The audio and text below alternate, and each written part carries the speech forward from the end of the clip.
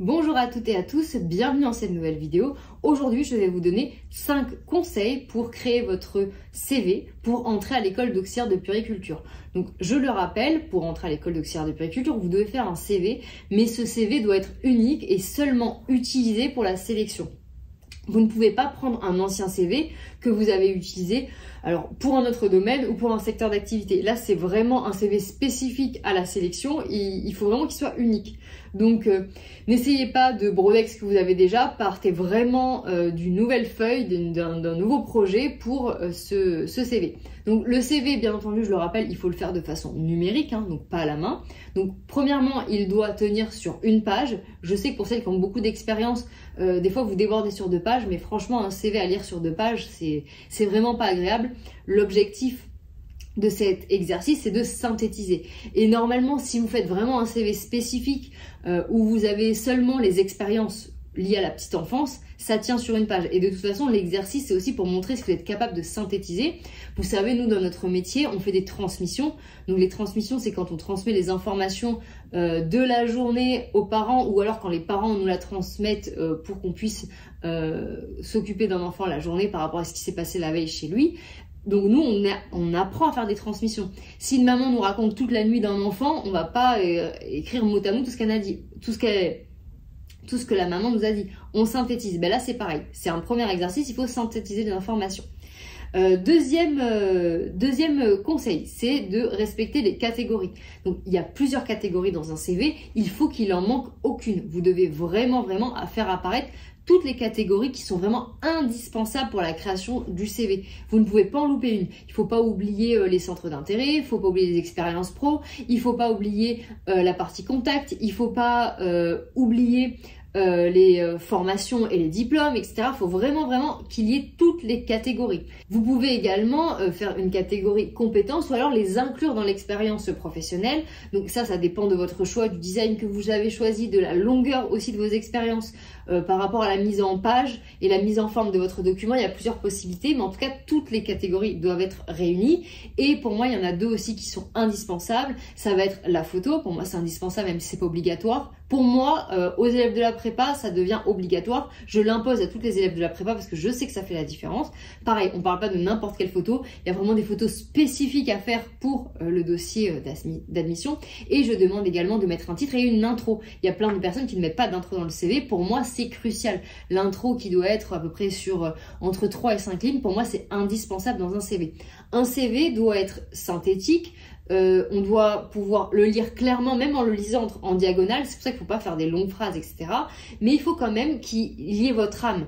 C'est un mélange de technicité et en même temps, il faut qu'il y ait une chaleur où on comprenne votre personnalité et tout doit être clair. Donc c'est pas facile parce que il faut allier, on va dire, plusieurs techniques pour que le CV soit vraiment optimisé et fasse son boulot de CV. Donc, je sais que c'est pas forcément facile, mais prenez vraiment le temps de le faire correctement parce que c'est une pièce qui est vraiment très importante dans un dossier. Ensuite, un autre conseil que j'ai à vous donner, c'est qu'il y a des critères de sélection. Donc, pour entrer à l'école d'auxiliaire de puériculture, vous devez absolument les connaître parce que ces critères doivent figurer sur vos documents et notamment il y a des critères qui sont très importants qui doivent figurer sur le CV. Donc vous ne pouvez pas passer à côté. Ne faites pas le CV au hasard en utilisant seulement les connaissances que vous avez là à l'heure actuelle pour faire votre CV. Ça ne sera pas suffisant. Vu que c'est spécifique à l'école, vous ne pouvez pas l'inventer, le deviner. Donc faites vraiment très attention à ça. Moi, quand je corrige des CV, donc avec mon équipe et moi-même, quand on regarde des CV, on a une checklist et on met, voilà, l'élève a fait ça, l'élève a fait ça, l'élève a fait ça. On vérifie vraiment que toutes les spécificités rentrent en compte. Et si vous ne faites pas ça, c'est pour ça que je vous préviens pour celles qui ne sont pas dans notre prépa, si vous ne faites pas ça, votre dossier sera incomplet. Donc vraiment, assurez-vous de ça. Et pour finir, je pense que vous ne devriez pas prendre à la légère ce CV. Quand on dit un CV à faire, oh bon ben c'est juste qu'un CV, mais non, un CV c'est très important, ce n'est pas si simple que ça.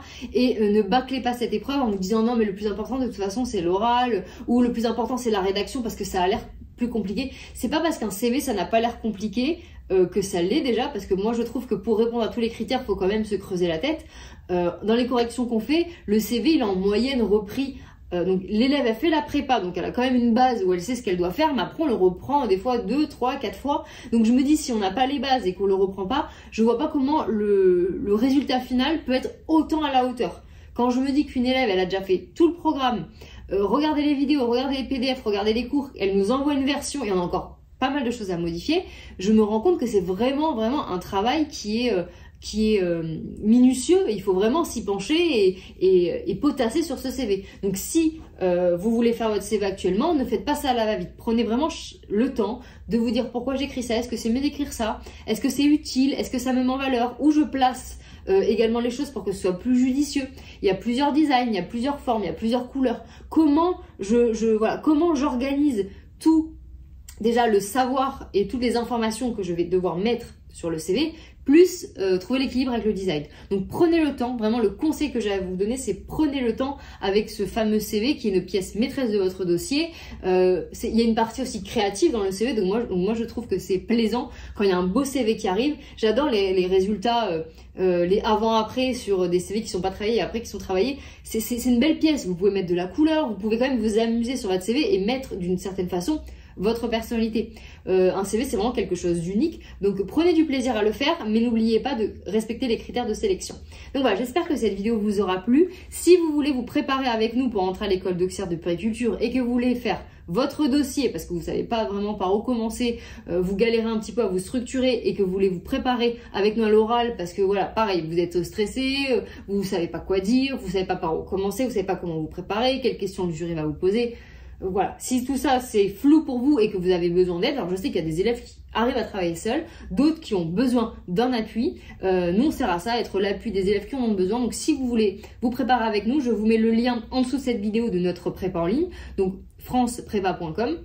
Vous entrez votre email et vous allez pouvoir consulter le sommaire de notre prépa. J'espère que cette vidéo vous aura plu et je vous dis à bientôt pour une prochaine vidéo. Au revoir.